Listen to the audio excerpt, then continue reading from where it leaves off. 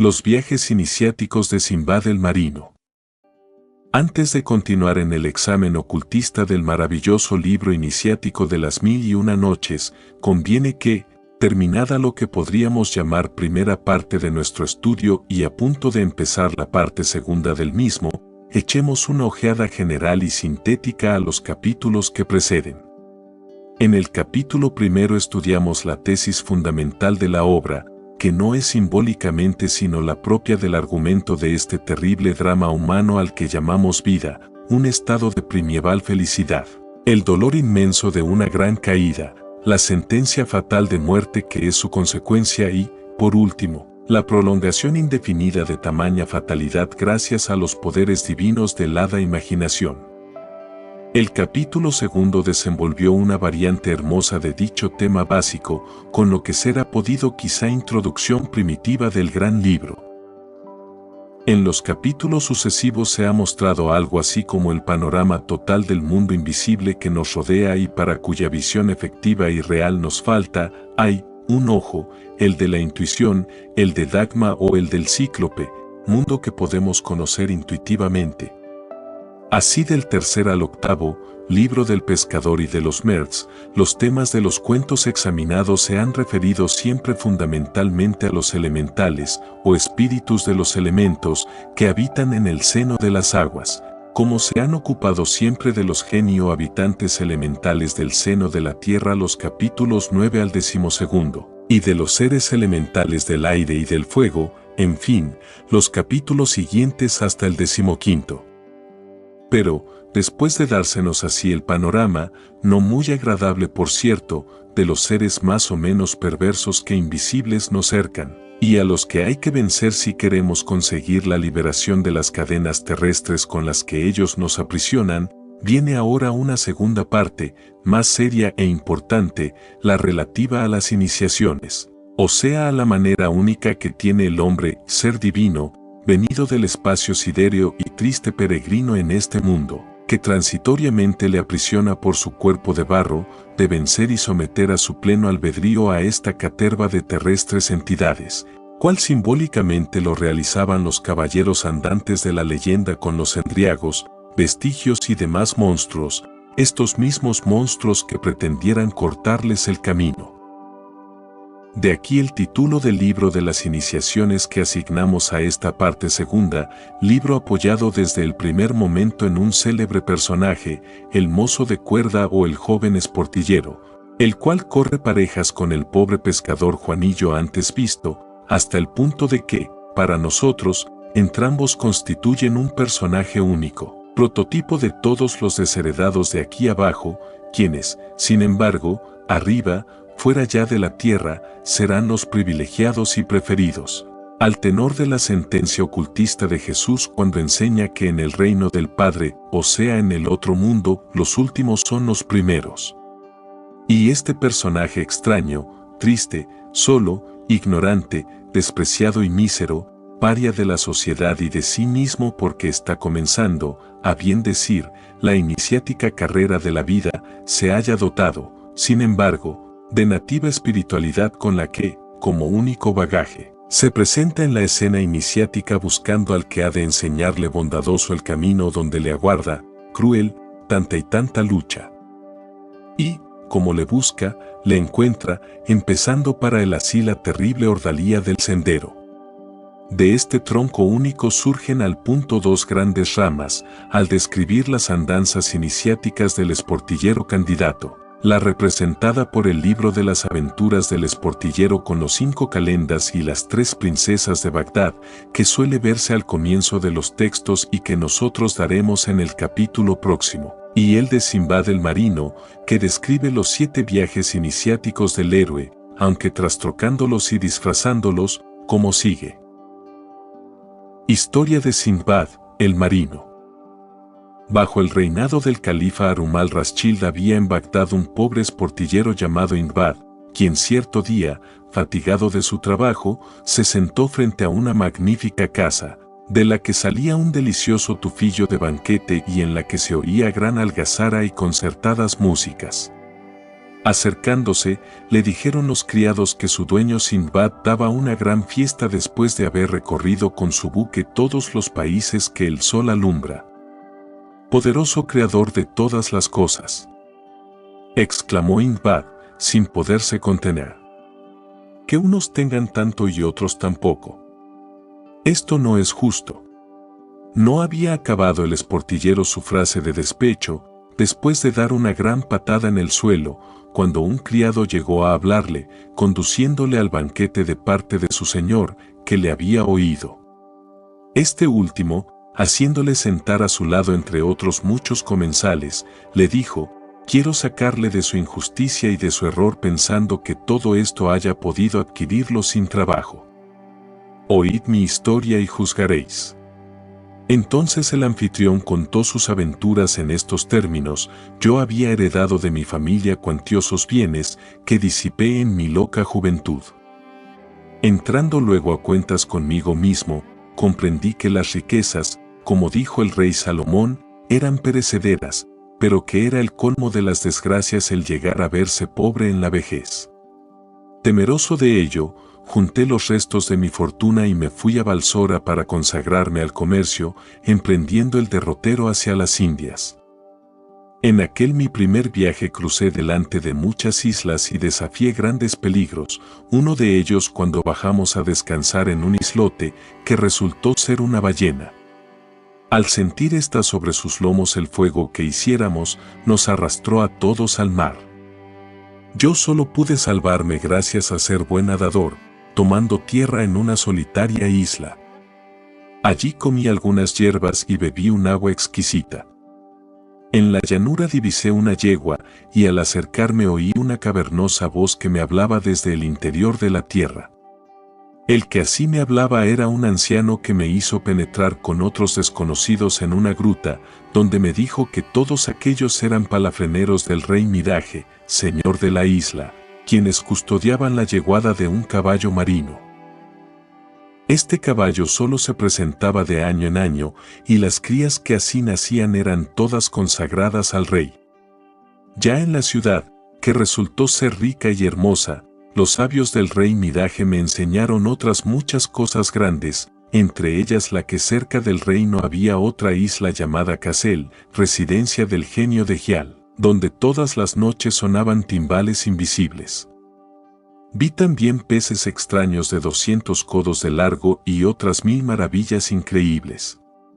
Por último, mi sorpresa rayó en asombro cuando, al pasearme por el muelle, vi unos grandes fardos con mi nombre encima, y preguntando al capitán del buque que los acababa de desembarcar, este me dijo que pertenecía a cierto Sindbad, que había muerto al tomar tierra sobre el lomo de una ballena.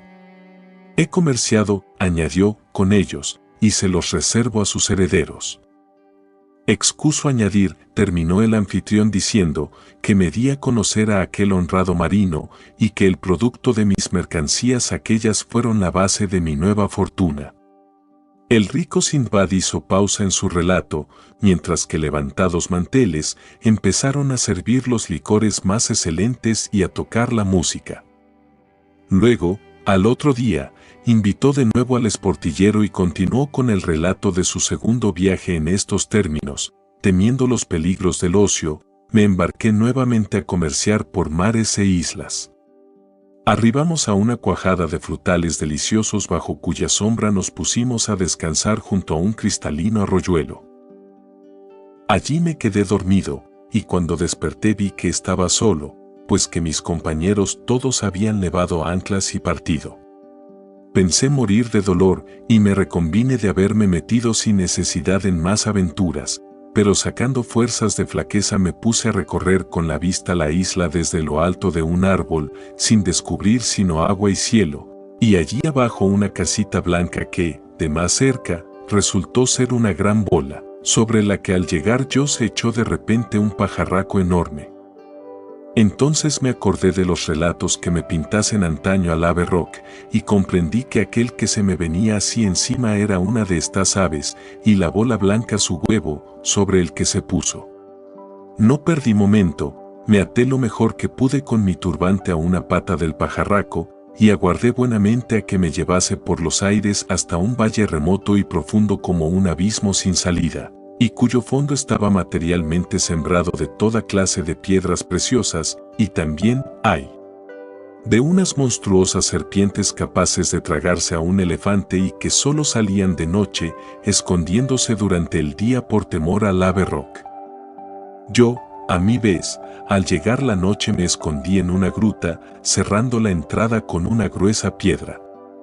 Así que fue de día, salí de mi escondite, vagué aquí y allá por entre tantas riquezas, y mientras descansaba indiferente junto a ellas, vi caer con estrépito junto a mí un gran trozo de carne fresca, y luego otros.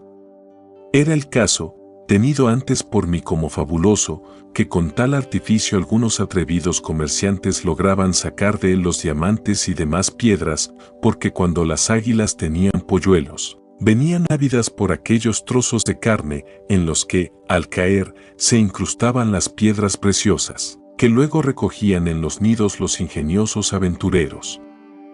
Aquello fue para mí toda una revelación. En efecto, me apresuré a llenar mi saco de provisiones con los diamantes más gruesos. Me até con mi turbante al trozo de carne que me pareció más adecuado y no tardé en salir del inaccesible abismo aquel en las garras de una de las águilas.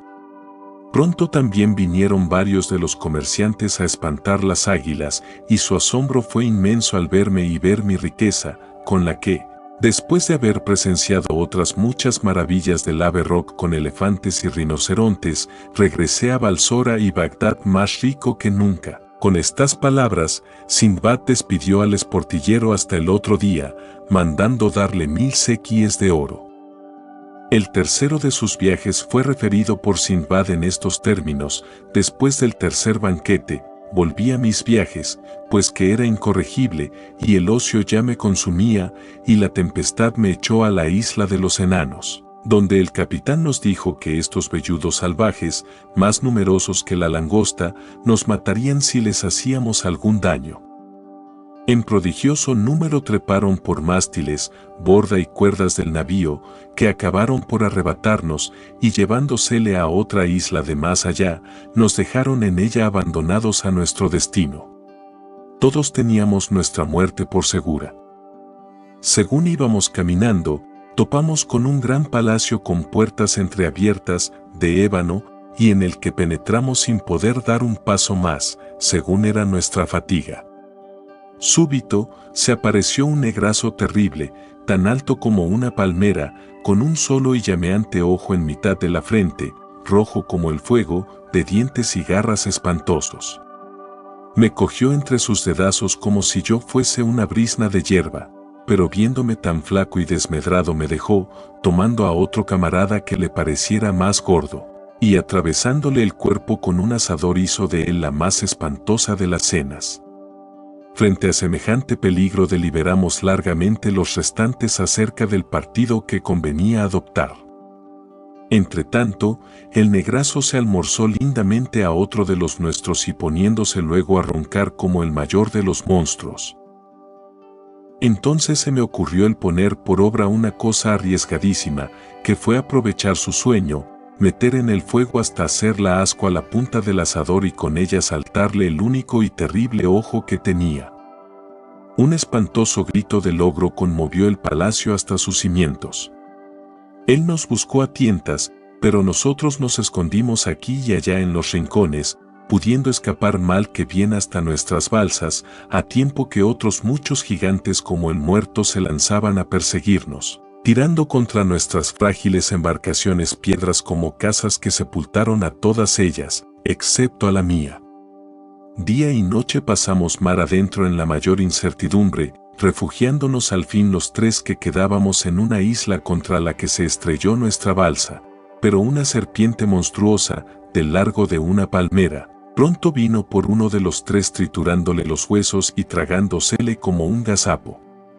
Mi compañero y yo apenas si pudimos refugiamos en la copa de un grueso árbol, donde de allí a poco la serpiente arrebató también a aquel como al otro. Más muerto que vivo, corrí a echarme de cabeza al mar, cuando divisé a un navío, que no tardó en recogerme. En el barco libertador abordé a la isla de Salaat, donde se extrae el sándalo. Ya en el puerto uno de aquellos mercaderes, viendo mi desgracia, me invitó a que, para comerciar a mi vez, me incautase de los géneros de otro de sus compañeros, a quien inadvertidamente habían dejado olvidado en una isla, y no hay que decir la alegría que sentí ante aquel milagro.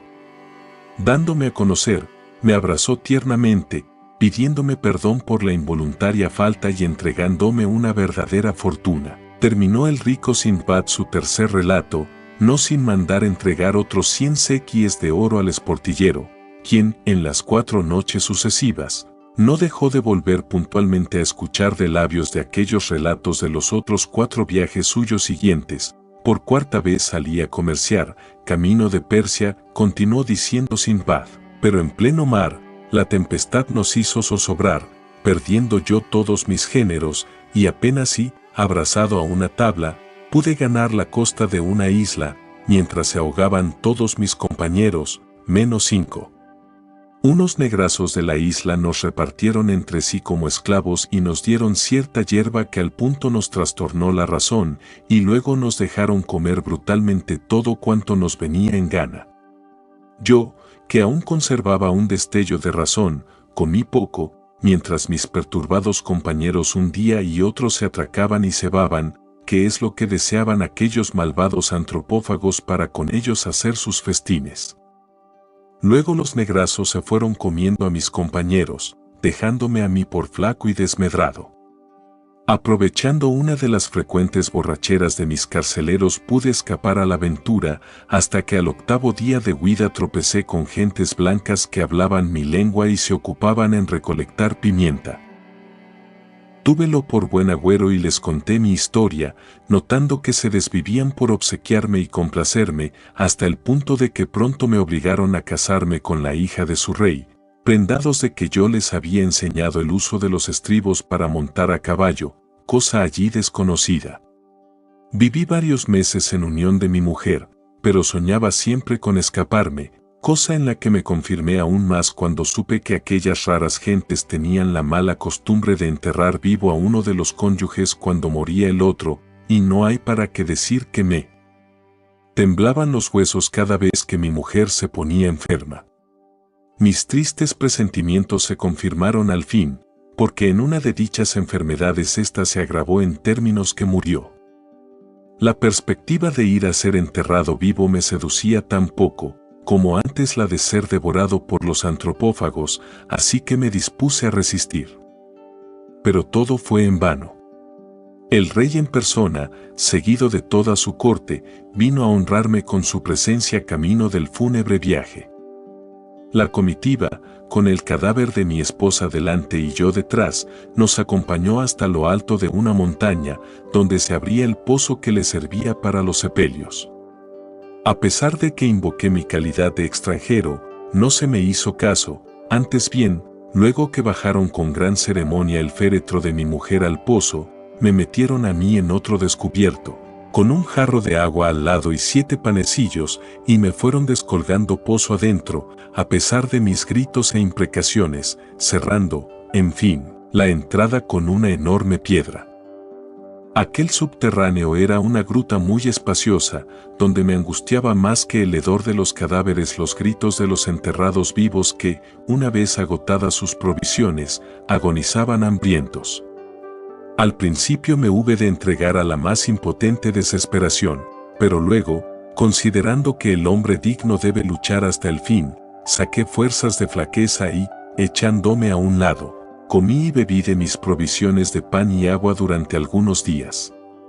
Ya se habían agotado estas y me disponía a morir, cuando vi que el pozo se abría y que bajaban detrás de otro muerto a un vivo, a quien yo me apresuré a matar con un hueso de aquellos, para poder prolongar mi vida otros cuantos días más con sus provisiones.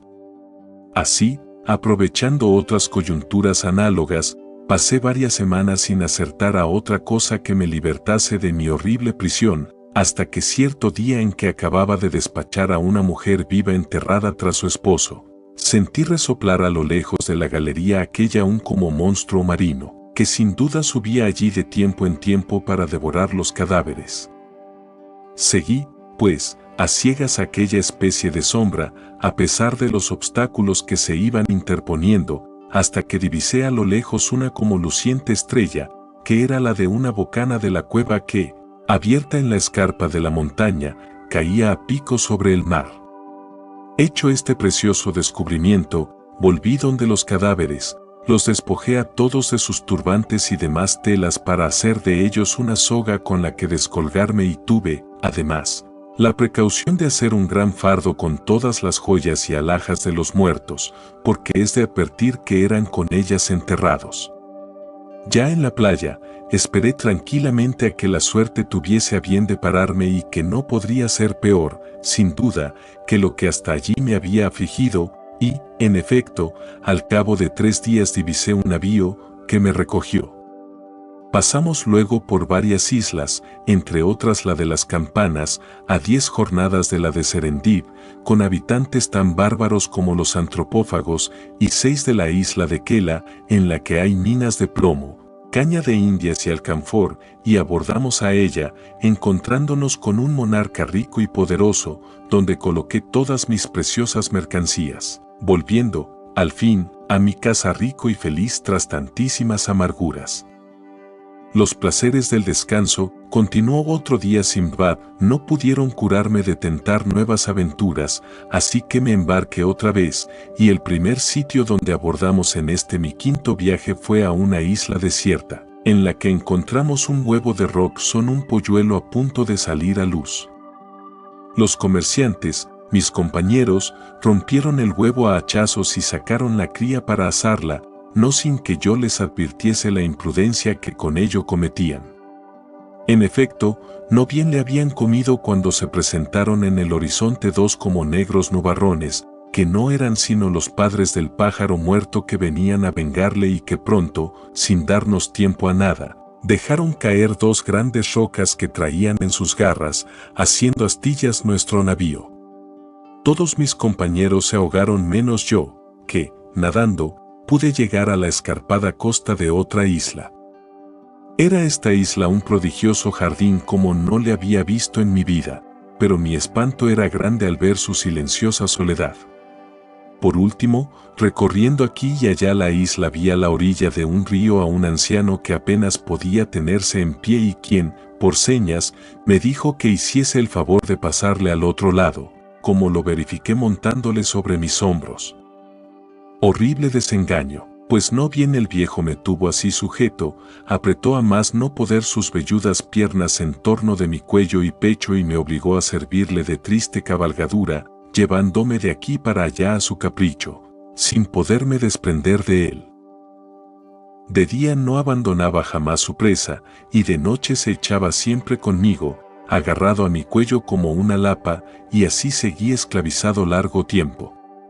No sabiendo ya qué expediente inventar para verme libre de aquel vampiro, se me ocurrió coger una calabaza seca, exprimir en ella varios racimos de uva y días después me di trazas a llevar hasta allí al viejo y beberme rápidamente el vino así elaborado, con lo que, olvidando mis penas, llegué, bajo sus vapores, hasta a regocijarme y cantar. Al ver aquel prodigio el viejo quiso hacer otro tanto, y, efectivamente, tomó la gran borrachera, que yo supe aprovechar para desprenderme de él, machacándole la cabeza. Luego caminé hacia la playa, donde encontré las gentes de un navío allí anclado, y cuando les conté mi aventura, me dijeron espantados, no ha sido floja, suerte la suya, pues que ha caído entre las manos del viejo lobo de mar, y usted es el primero a quien no ha ahogado, por ser de una perversidad tan grande que jamás suelta su presa hasta concluir con ella, habiendo sus crueldades con 1000 y 1000 infelices dado la más triste nombradía a esta isla, donde nadie se atreve a desembarcar sino con inauditas precauciones. El navío tocó más tarde en una bella ciudad, y uno de sus comerciantes me dio un gran saco, diciéndome que me fuese con él a coger cocos en compañía de los habitantes de la ciudad, pero que, bajo ningún pretexto, dejase de estar siempre con ellos y hacer lo que ellos hiciesen, pues de otro modo peligraría mi vida. Llegamos a una gran selva de cocoteros, que era guarida de multitud de monos, a los que tirábamos piedras, y ellos nos respondían tirándonos las nueces de los cocos, con las que llenábamos después los sacos sin la molestia de trepar a los árboles. Luego, con la venta de mis cocos, compré pimienta en Ceilán, madera de aloe en Comorín y perlas en las costas de Malabar, volviendo a casa más rico que nunca. Pero, repito, yo no me avenía con la ociosidad, dijo Sinbad, continuando con el relato de su sexto viaje, y en lugar de emprender mi ruta por el Golfo Pérsico me interné por las altas provincias de Samarcanda y de la India, y en estas me embarqué para una larga navegación en la que acabamos por perder el rumbo, sin saber ya dónde nos encontrábamos. Una rápida corriente marítima empujaba fatalmente al buque contra una montaña inaccesible, a cuyo pie flotaban restos de 1000 naufragios, y por cuyas playas se veían abandonados multitud de objetos preciosos y mucho ámbar gris. Perdido el navío, el hambre fue matando poco a poco a nuestra gente, hasta que yo me quedé solo no sé por qué milagro. Di sepultura a los últimos muertos y me dediqué con los restos de los barcos allí perdidos, incluso el nuestro, a construir una balsa a la que confiarme río adentro de una extraña corriente que, al revés de los demás ríos, salía del mar y se despeñaba tierra adentro por una obscura gruta. Hecha la balsa, carguéla, cuanto pude de rubíes, diamantes, esmeraldas y ámbar, tan abundantes en la isla, abandonándome en ella a la voluntad de Dios. Pronto la corriente me metió bóveda adentro de la gruta, cuyos peñascos a veces me rozaban la cabeza, perdí toda luz, y en las lobregueces aquellas bogué y bogué no sé cuánto tiempo, hasta que agoté mis provisiones y me quedé profundamente dormido. Al despertar me hallé en medio de una florida campiña, con mi balsa atada a la orilla de un río y rodeado por gran número de negros, cuyo lenguaje no entendí. Uno de los negros que me oyó invocar a Dios en mi propia lengua me entendió, sin duda, y me rogó le relatase mis aventuras lo más al pormenor que pudiese, como lo hice, después de haberme dado de comer. Asombrado de mi relato, me hizo conducir ante su rey, Serendib, así llamado por su isla, que cae justamente en la línea equinoccial. Él me colmó de atenciones, no consintió tocar a ninguna de las riquezas de mi carga, que le ofrecí, sino que a ellas agregó muchas, otras de esmeril y perlas, permitiéndome volver a mi patria con una atenta carta de amistad para el califa Harún al-Rashid, acompañada por especial regalo de un gran vaso ahondado en un solo rubí de medio palmo de altura y lleno de perlas, una piel de serpiente con escamas del tamaño de una onza de oro, 50.000 dracmas de aloe, alcanfor y sándalo y una esclava extraordinariamente hermosa, cuajados de pedrería sus vestidos, acreditando la magnificencia de aquel poderoso sultán de las Indias, en cuya corte había caído de una manera tan feliz como extraordinaria. Después de mis amarguras, descansaba una vez más de mis viajes. En medio de la opulencia, continuó diciendo Sindbad el marino a su convidado el esportillero, no pensando en realizar ya más viajes. Cuando recibí recado de que me presentase inmediatamente ante el califa, quien, en justa correspondencia al obsequio y carta del sultán de las Indias, quería que yo le llevase también sus regalos y su respuesta. Me embarqué obediente y llegué sin contratiempos a la isla de Serendib, donde se me deparó un recibimiento de príncipe, agradecidos a los obsequios de mi califa, consistentes en una cama completa de paño de oro, 50 vestido del brocado más rico del Cairo, Suez, Alejandría y Damasco, un vaso de ágata, cuya boca medía medio pie de ancho, representando a un Sagitario disparando contra un león, y una espléndida mesa que se decía perteneció al poderoso rey Salomón. De vuelta ya de mi viaje, nos asaltaron en alta mar unos corsarios, que mataron a casi todos después de robarlos y a mí me tomaron como esclavo. El rico comerciante que me compró después me dijo si sabía tirar al arco, y diciéndole que sí me ordenó le cazase algún elefante, como lo hice durante varios meses, hasta que cierto día uno de estos animales me cogió con la trompa, Me sentó sobre sus lomos y a todo correr me llevó muy lejos hasta una clara del bosque cuajada de huesos de sus congéneres, como queriendo significarme con ello que, pues solo deseábamos el marfil de sus colmillos, cesásemos de destruirlos. Al contarle a mi amo lo ocurrido, me quedó tan agradecido al descubrimiento y consejo, que no solo decretó mi emancipación, sino que me puso al frente de sus caravaneros y me otorgó la mitad de los productos de aquel tesoro, después de haberme proporcionado una nave que me volviese a mi país. El califa Harún al-Rashid, por su parte, quedó también tan agradecido a mi embajada, que me colmó de honores y riquezas, tal como ahora me veo. Confundido el esportillero por haber murmurado antaño del bienestar de un hombre que tan bien ganado tenía su descanso y sus riquezas, le pidió perdón a Sindbad, quien no solo se le otorgó sino que le dio otros 1000 sequíes y siguió sentándole a su mesa. Si fuésemos a desarrollar en toda su amplitud el comentario ocultista a los 7 viajes de Sindbad, tomaría este capítulo proporciones del libro, pues que habríamos de traer aquí docenas de capítulos de los tomos de esta biblioteca de las maravillas. Basten, pues, a la intuición del lector algunas de las más fundamentales referencias. La primera es la de la ballena dormida que toma Sindbad por una isla, a la manera de ese otro mito medieval relativo a la non trubada isla de San Balandrán, de Sevilla al Yucatán, 2, parte 2, cap 19. En la que los compañeros del santo irlandés también toman por isla una ballena y en ella celebran la Pascua varios años seguidos.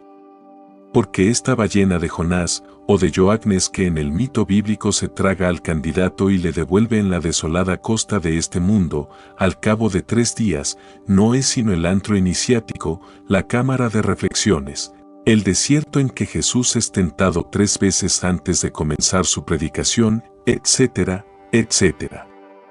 Allí, según relatan tantos viajeros, cerca de las solitarias y desoladas regiones del desierto del Gobi, oye el candidato que las campanas astrales y la armonía de las arenas musicales, de las que habla en su obra de viajes el coronel Jule, de gentes del otro mundo, Capi. En el segundo viaje torna a aparecer la célebre ave roc que ya vimos en el mito de Aladino y con idéntica significación ocultista sobre la que no habremos de insistir. La posesión de innumerables y aladinescas riquezas es la consecuencia, pero el héroe no se da por satisfecho, quien, jamás, puso límites a la ansiedad humana, y emprende el tercer viaje, en el que, por vez primera, a los enanos, o sea a los gnomos terrestres, que de todos los entes del mundo astral, o mejor dicho etéreo, son los menos invisibles, por hallarse casi en el límite de nuestra percepción visual ordinaria, como saben los ocultistas, y nos lo hubo de decir simbólicamente en sus viajes de Gulliver la musa novelesca de Swift. Para llegar hasta semejante mundo de los giñas encuentra antes el héroe a la serpiente enroscada al árbol, es decir, ve y aprende la ciencia del bien y del mal, o sea el prohibido árbol del paraíso, simbolizado en la tau con sus 2 serpientes, Agatodemón y Cacodemón, formando el emblemático caduceo de Mercurio, que se ostenta en el sello de la Sociedad Teosófica. Tras los enanos de este tercer viaje vienen lógicamente los gigantes o cíclopes, sobre cuyos detalles no tenemos por qué insistir, ya que Homero, inspirándose en las 1001 noches, o más bien en los cuentos primievales de los que éstas tomaron origen, nos describe maravillosamente las aventuras de Sindbad Ulises con el cíclope Polifemo en su Odisea. Estos cíclopes, por otra parte, no son sino los terribles hombres monstruos de las 3 primeras rondas, los de que nos habla el tomo 2 de la doctrina secreta, y el árbol en el que Sindbad se refugia no es sino el de Bodhi de la sabiduría hermética antedicho. Por eso Salta, la isla en que se salva, es la talaza de ciertas iniciaciones.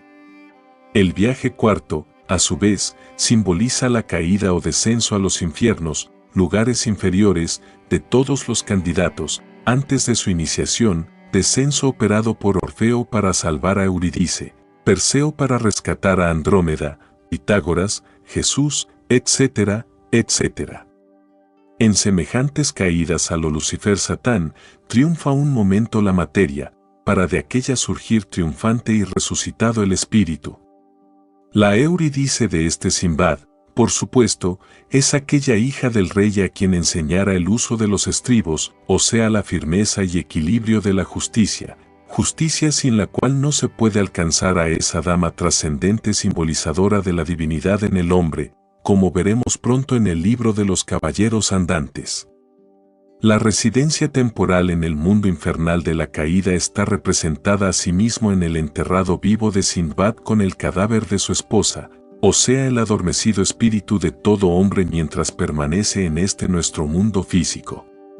Con todo ello, una vez más, retorna el subterráneo de Aladino y aumentan más y más las riquezas del héroe, no ya vanas riquezas materiales, sino las infinitamente más valiosas que suponen los nuevos conocimientos adquiridos.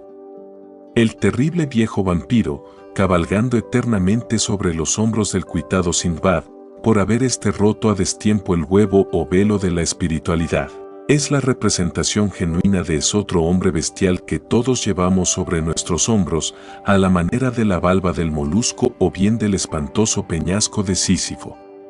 Este habitante del umbral, con tan vivos colores descrito en el Zanoni, de Bower-Lytton, es el ángel hijo de nuestro karma que nos sale siempre al paso cuando queremos realizar cualquier empresa redentora, al modo de aquel que se le opone a Moisés antes de conducir a su pueblo hacia la tierra prometida, o es otro que tienta a Jesús en el desierto antes de que comenzara su predicación. El único medio de librarse de tamaño enemigo íntimo es el vino eucarístico de la espiritualidad, vino cuyos efectos no puede soportar el malvado vampiro, prototipo de cuantos elementales nos tientan, nos obsesionan y nos posesionan en forma de otros tantos vicios. Y es un hecho ocultista que semejantes perversos, en los casos extremos de posesión o locura, no sueltan su presa, el alma humana, hasta mucho después de libertada esta del cuerpo con la muerte física. Por su parte, el sexto viaje del héroe es una alusión clara a los sitios de Samarcanda, Ladakh, India, etc., donde puede adquirirse el conocimiento iniciático desde los comienzos de la raza aria. Allí está, en efecto, el único paso para la montaña inaccesible tibetana, en cuya demanda espiritual tantos candidatos fracasasen naufragando en las playas de la magia negra, ya que no en las humanas del vicio. La salvación del héroe se cifra en la balsa o nave que él mismo se construye con su esfuerzo titánico para no ser sumergido y arrebatado en la corriente de la luz astral, cuyas aguas son el propio y temido torrente de la vida. El despertar de tamañas tenebrosidades peligrosas se opera al fin en los campos elíseos o de Helios, el sol de Bachán, cielo, Amenti, etc., de otras teogonías, con lo que el héroe queda ceñido por los laureles de la inmortalidad, y ya en su séptimo y último viaje triunfal puede ir de embajador a Serendib, no sin que le salgan al encuentro, ya como verdadero maestro iránico que está constituido desde el viaje anterior. Los tres ladrones y los tres asesinos que quieren arrebatarle su sagrado tesoro, con arreglo a un conocidísimo y sublime mito que también se ve en Hillel y en los Evangelios. Tesoro espiritual 1000 veces más valioso que todos los de Aladino y Sindbad y que cuantos lega el famoso abate Faria a Edmundo Dantes en la conocida obra de A. Dumas el Conde de Montecristo. De la casta de tales ladrones es, en fin, aquel otro del comerciante Ali Cogía y su barril de aceitunas que vemos en los textos y sobre el que, por su escasa importancia ocultista, no nos habremos de detener. Los viajes iniciáticos de Sindbad, en fin, tienen su equivalente ocultista en el lindísimo cuento que sigue. El príncipe Ahmed y el hada Peri Banu. 3 príncipes hermanos se enamoraron de la misma princesa, y para fallar su pleito el sultán les envió a los 3 por el mundo para que volviesen al cabo del año con alguna cosa extraña y rara. El que aportase la cosa más admirable y valiosa recibiría en galardón la mano de la princesa. Al cabo del año cada cual volvió con su preciosidad, es a saber, el segundo hermano con una alfombra aeroplano. con la que bastaba colocarse sobre ella y pronunciar cierto conjuro para ser arrebatado por los aires y llegar al sitio que se quisiera. El hermano mayor traía un espejo mágico, adquirido en Persia, en el que bastaba mirar para ver las cosas más remotas en el espacio o en el tiempo, y el tercero, que era Ahmed, una manzana, como las famosas de la Freya escandinava o las no menos célebres del Jardín de las Hespérides, cogida en el valle del Sogda, uno de los 4 ríos del paraíso, que bastaba darla a cualquier enfermo para que al punto recobrase la salud. Los 3 hermanos, al finar el año, se reunieron en una ciudad muy distante aún de la corte y se comunicaron sus adquisiciones respectivas, pero cuál no sería su dolor cuando, al ensayar el espejo mágico del mayor, vieron con el que agonizaba por momentos la princesa tan codiciada por los 3. Al punto vuelan los hermanos rápidos como el rayo en la alfombra del segundo y gracias a la manzana del tercero logran restituir la salud a la princesa. Perplejo el sultán, porque sin cualquiera de las 3 cosas su hija había muerto, remite el otorgar su mano a la prueba del arco, tan común entre todos los pueblos antiguos. La princesa casaría con aquel que arrojase más lejos su flecha. La del primer hermano va lejísimos, pero la sobrepuja aún el segundo. La del tercero, sin embargo, va tan lejos que llega a perderse en la lontananza, sin que nadie alcanzase a encontrarla. El sultán concede, pues, la princesa al segundo, y mientras el primero se retira a un cenobio, el tercero, creyéndose injustamente preterido, se aleja de la corte, errante a la aventura. Aquí llega una nueva historia de los consabidos subterráneos de los Jiñas. El príncipe Ahmed, en efecto, a vueltas de 1000 penalidades por todo lo descubierto de la tierra, marchando siempre adelante, como marcharse debe por el camino de la perfección, cayó exhausto, al fin, junto a unas enhiestas y retiradas rocas, a cuyo pie vio caída la flecha de su esfuerzo. Ella había dado ciertamente en el blanco, pues que había abierto de par en par una estrecha puerta de hierro sin cerradura en lo más raso de aquellas rocas ocultas a las miradas del mundo. Penetra el príncipe lleno de resolución a lo largo de aquellos maravillosos subterráneos, y sin detenerse en sus riquezas infinitas descubre al hada de su amor, a la incomparable Peri Banu, a cuyo lado conoce por vez primera el verdadero amor trascendente que inspirar no puede ninguna mujer en el mundo, y pasa una existencia feliz al lado de su adorada. La voz del deber y de la sangre recuerda al fin al príncipe que ha dejado a su padre y a sus parientes en este bajo mundo, y recaba del hada permiso para volverlos a ver, a condición, sin embargo, de que no hable al sultán de su casamiento, ni del retiro en que ambos viven tan ricos y felices.